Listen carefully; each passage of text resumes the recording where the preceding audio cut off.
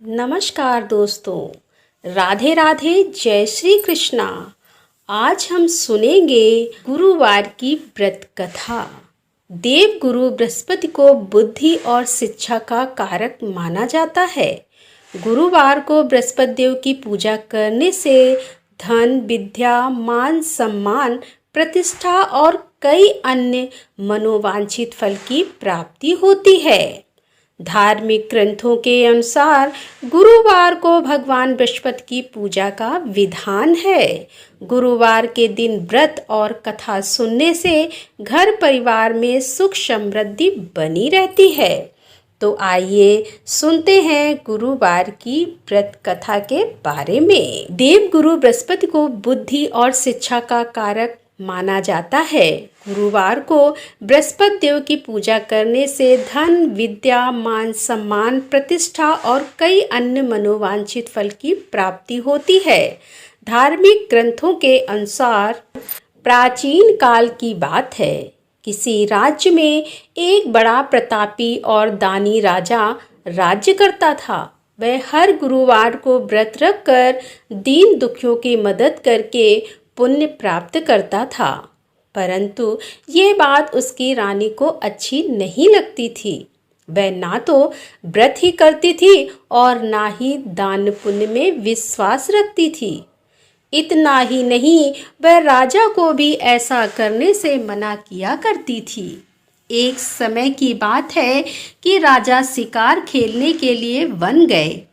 घर पर रानी और दासी थी। उसी समय गुरु बृहस्पति देव जी साधु का रूप धारण कर राजा के दरवाजे पर भिक्षा मांगने आए। साधु ने जब रानी से भिक्षा मांगी तो वह कहने लगी कि हे साधु महाराज, मैं इस दान और पुण्य से तंग आ गई हूँ। आप कोई ऐसा उपाय बताएं जिससे कि सारा धन नष्ट हो जाए और मैं आराम से रह सकूं।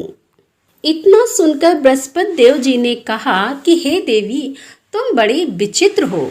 संतान और धन से कोई दुखी होता है। अगर अधिक धन है तो इसे तुम शुभ कार्यों में लगाओ, जैसे कि कुंवारी कन्याओं का विवाह कराओ, विद्यालय और बाग बगीचों का निर्माण कराओ, जिससे कि तुम्हारे दोनों लोक परलोक सुधर जाएंगे। परंतु साधु की इन बातों से रानी को खुशी नहीं हुई। उसने कहा कि मुझे ऐसे धन की आवश्यकता नहीं है जिसे मैं दान दूं और जिसे संभालने में मेरा सारा समय नष्ट हो जाए। तब साधु ने कहा कि अगर तुम्हारी ऐसी ही इच्छा है तो मैं जैसा तुम्हें बताता हूँ तुम्हें वैसा ही करना होगा।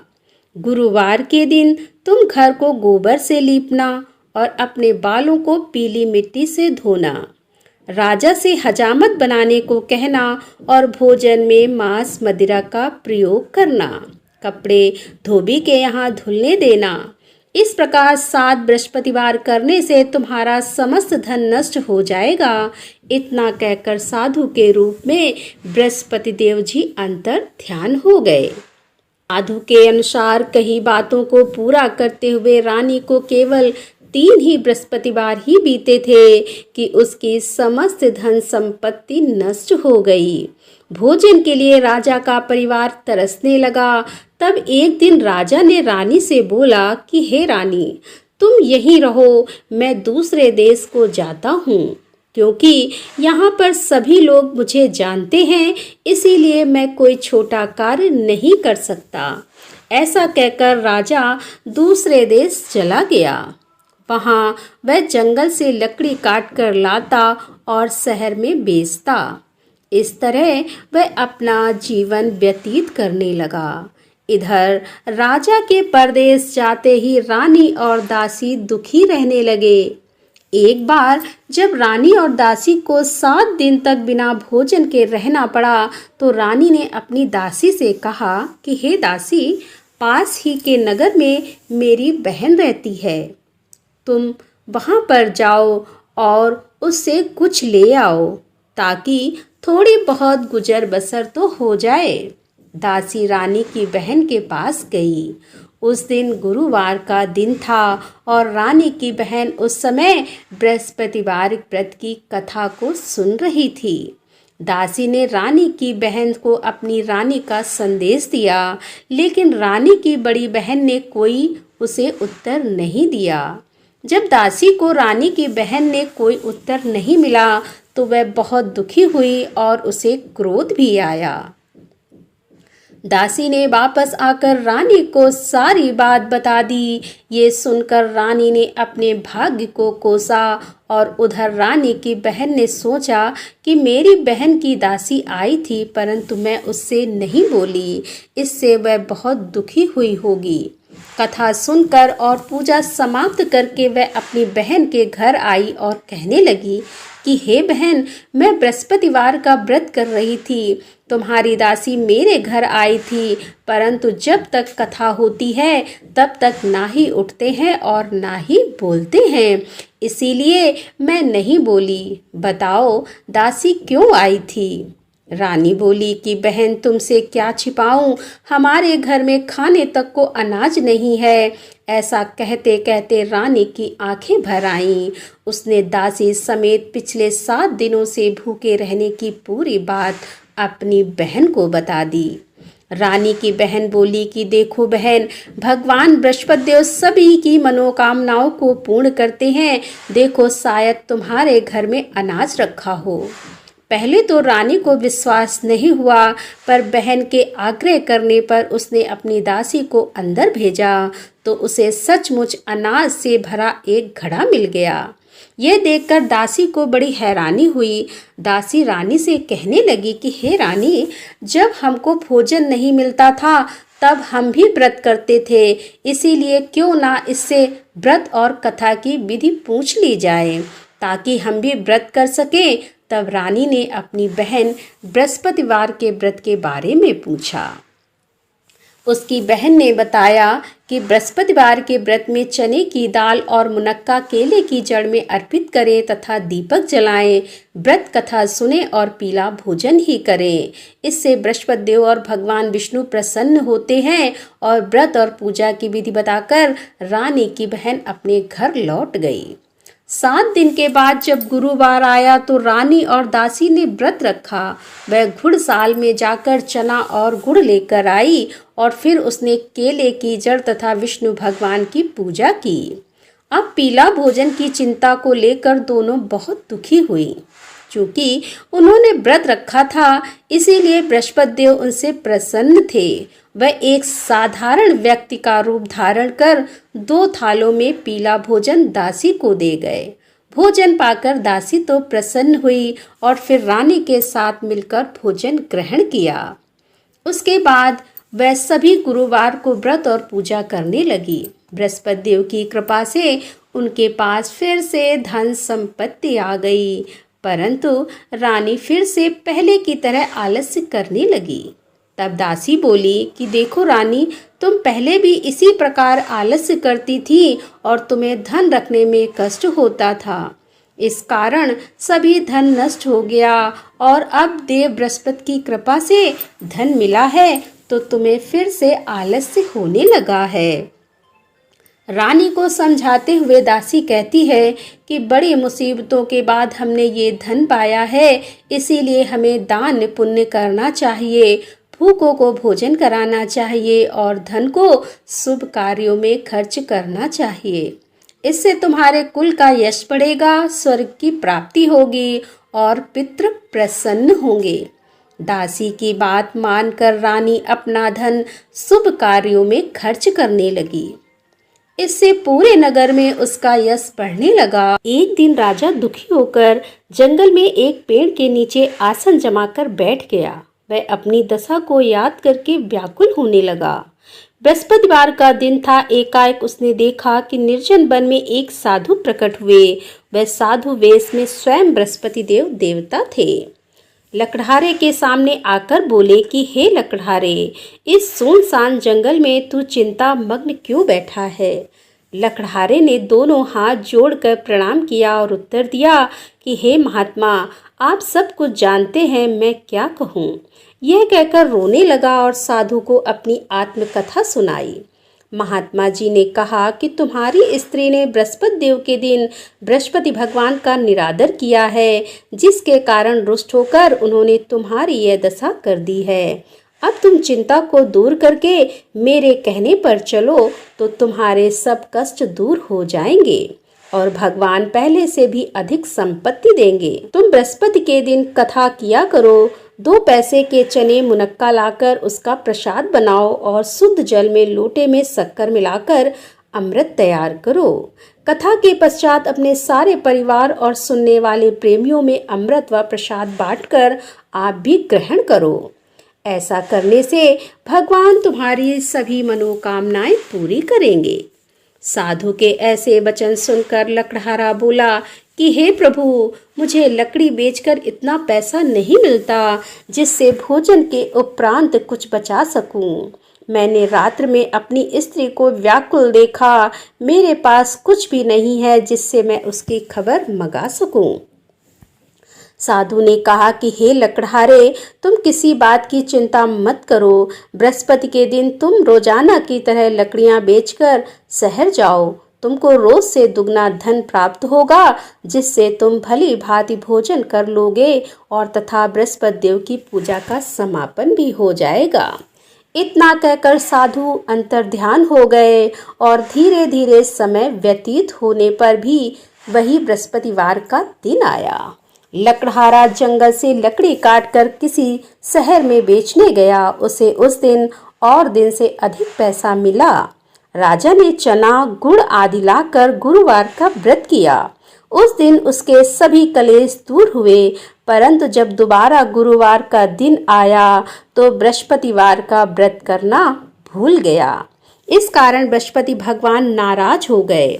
उस दिन उस नगर के राजा ने विशाल यज्ञ का आयोजन किया था और शहर में यह घोषणा करा दी थी कि कोई भी मनुष्य अपने घर में भोजन ना बनाए, ना आग जलाए। समस्त जनता मेरे यहाँ भोजन करने आए। इस आज्ञा को जो ना मानेगा उसे फांसी की सजा दी जाएगी। इस तरह की घोषणा संपूर्ण नगर में करवा दी गई। राजा की आज्ञा के अनुसार शहर के सभी लोग भोजन करने गए, लेकिन लकड़हारा कुछ देर से वहां पहुंचा। इसीलिए राजा उसको अपने साथ घर लिवा ले गए और ले जाकर भोजन करा रहे थे तो रानी की दृष्टि उसी समय खूंटी पर पड़ी जिस पर उसका हार लटका हुआ था। वह वहां पर दिखाई नहीं दिया। रानी ने निश्चय किया कि मेरा हार इस मनुष्य ने चुरा लिया है। उसी समय सिपाहियों को बुलाकर उसको कारागार में डलवा दिया।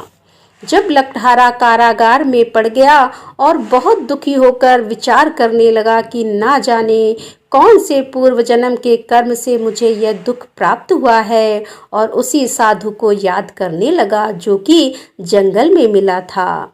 उसी समय तत्काल बृहस्पति देव साधु के रूप में वहां पर प्रकट हुए और उसकी दशा को देखकर कहने लगे कि अरे मूर्ख, तूने बृहस्पति देव की कथा नहीं करी, इसी कारण तुझे दुख प्राप्त हुआ। अब तुम चिंता मत कर। बृहस्पतिवार के दिन कारागार के दरवाजे पर 4 पैसे पड़े मिलेंगे, उनसे तू बृहस्पति देव की पूजा करना और तेरे सभी कष्ट दूर हो जाएंगे।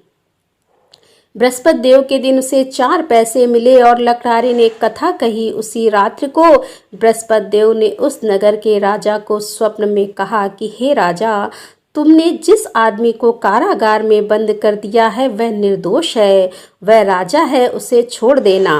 रानी का हार उसी खूंटी पर लटका है।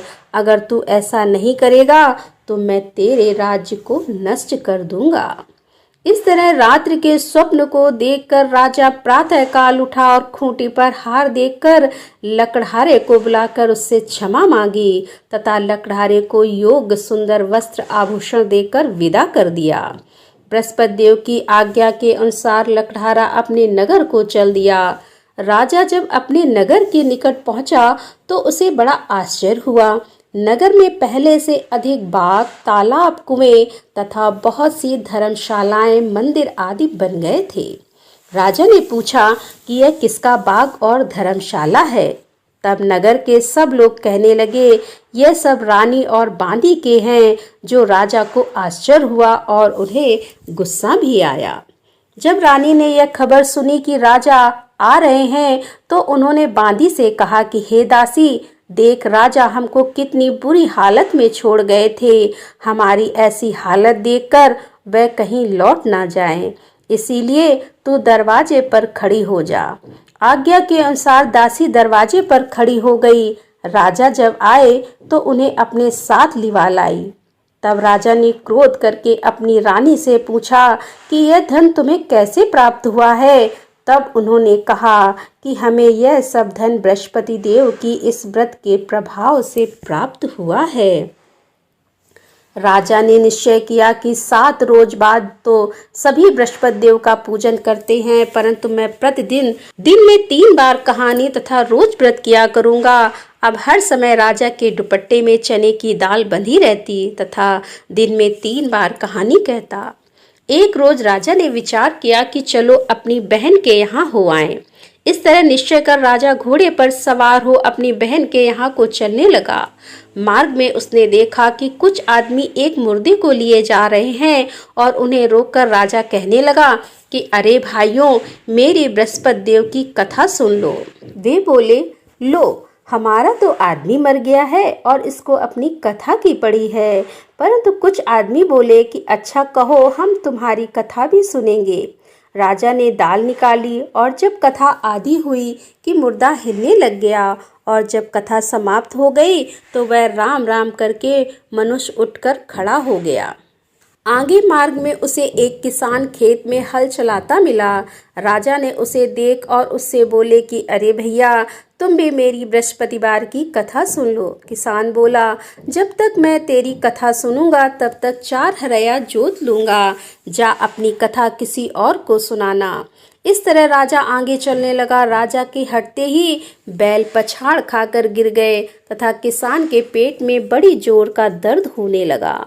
उस समय उसकी माँ रोटी लेकर आई और उसने जब यह देखा तो अपने पुत्र से सब हाल पूछा और बेटे ने सभी हाल कह दिया। तो बुढ़िया दौड़ी दौड़ी उस घुड़सवार के पास गई और उससे बोली कि मैं तेरी कथा सुनूंगी, तू अपनी कथा मेरे खेत पर चलकर ही कहना। राजा ने बुढ़िया के खेत पर जाकर कथा कही, जिसके सुनते ही वह बैल उठ खड़े हुए तथा किसान के पेट का दर्द भी बंद हो गया। राजा अब अपनी बहन के घर पहुंचा। बहन ने भाई की खूब मेहमानी की। दूसरे रोज प्रातःकाल राजा जगा तो वह देखने लगा कि सब लोग वहां पर भोजन कर रहे हैं। राजा ने अपनी बहन से कहा कि ऐसा कोई मनुष्य है जिसने भोजन नहीं किया हो, मेरी बृहस्पतिवार की कथा सुन ले। बहन बोली कि भैया, यहाँ देश में ऐसा ही है कि पहले यहाँ लोग भोजन करते हैं और बाद में अन्य काम करते हैं। अगर कोई पड़ोस में हो तो देख आऊं। वह ऐसा कहकर देखने चली गई, परंतु उसे कोई ऐसा व्यक्ति नहीं मिला जिसने भोजन ना किया हो। अतः वह एक कुम्हार के घर गई जिसका लड़का बीमार था। उसे मालूम हुआ कि उसने यहाँ 3 रोज से किसी ने भोजन नहीं किया है। रानी ने अपने भाई की कथा सुनने के लिए कुम्हार से कहा और वह तैयार हो गया। राजा ने जाकर बृहस्पतिवार की कथा कही, जिसको सुनकर उसका लड़का ठीक हो गया। अब तो राजा की प्रशंसा होने लगी। एक रोज राजा ने अपनी बहन से कहा कि हे बहन, हम अपने घर को जाएंगे, तुम भी तैयार हो जाओ। राजा की बहन ने अपनी सास से कहा। सास ने कहा, चली जा, परंतु अपने लड़के को मत ले जाना, क्योंकि तेरे भाई के कोई औलाद नहीं है। बहन ने अपने भैया से कहा कि हे भैया, मैं तो चलूंगी पर कोई बालक नहीं जाएगा। राजा बोला, जब कोई बालक नहीं चलेगा तब तुम ही क्या करोगी। बड़े दुखी मन से राजा अपने नगर को लौट आया। राजा ने अपनी रानी से कहा कि हम निर्वंशी हैं, हमारा मुंह देखने का धर्म नहीं है और कुछ भोजन आदि नहीं किया। रानी बोली कि हे प्रभु, बृहस्पति देव ने हमें सब कुछ दिया है, वह हमें औलाद अवश्य देंगे। उसी रात को बृहस्पति देव ने राजा से स्वप्न में कहा कि हे राजा, उठ, सभी सोच त्याग दे, तेरी रानी गर्भ से है। राजा की यह बात सुनकर बड़ी खुशी हुई। 9वें महीने में उसके गर्भ से एक सुंदर पुत्र पैदा हुआ। तब राजा बोला कि हे रानी, स्त्री बिना भोजन के रह सकती है पर बिना कहे नहीं रह सकती। जब मेरी बहन आए तब तुम उससे कुछ मत कहना। रानी ने सुनकर हाँ कर दिया। जब राजा की बहन ने यह शुभ समाचार सुना तो वह बहुत खुश हुई तथा बधाई लेकर अपने भाई के यहाँ आई। तभी रानी ने कहा कि घोड़ा चढ़कर तो नहीं आई, गधा चढ़ी आई। राजा की बहन बोली, भाभी, मैं इस प्रकार ना कहती तो तुम्हें औलाद कैसे मिलती। बृहस्पति देव ऐसे ही हैं, जैसे जिसके मन में कामनाएं हैं सभी को पूर्ण करते हैं, और जो सद्भावना पूर्वक बृहस्पतिवार का व्रत करता है एवं कथा को पढ़ता अथवा सुनता है, दूसरों को सुनाता है, बृहस्पति देव जी उसकी सभी मनोकामनाओं को पूर्ण करते हैं। तो बोलो बृहस्पति भगवान की जय।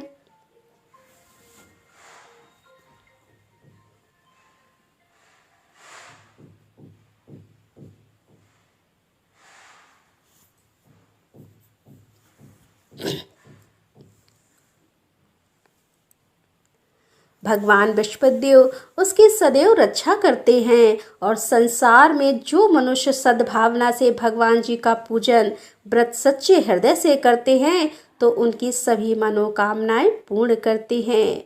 जैसी सच्ची भावना से रानी और राजा ने उनकी कथा का गुणगान किया तो उनकी सभी इच्छाएं बृहस्पति देव जी ने पूर्ण की थी। इसीलिए पूर्ण कथा सुनने के बाद प्रसाद लेकर जाना चाहिए और हृदय से उसका मनन करते हुए जयकारा बोलना चाहिए। तो बोलो बृहस्पति महाराज की जय। तो दोस्तों, कैसी लगी आज की ये कथा? यदि कथा पसंद आई हो तो वीडियो को लाइक करें, दोस्तों के साथ शेयर करें, और हमारे चैनल पर यदि आप पहली बार आ रहे हैं तो कृपया हमारे चैनल को सब्सक्राइब कर लें, जिससे आने वाले नोटिफिकेशन आपको सबसे पहले पहुंच सके। तो दोस्तों, मिलते हैं अगले वीडियो में। तब तक के लिए राधे राधे, जय श्री कृष्णा, हर हर महादेव, जय भोलेनाथ की।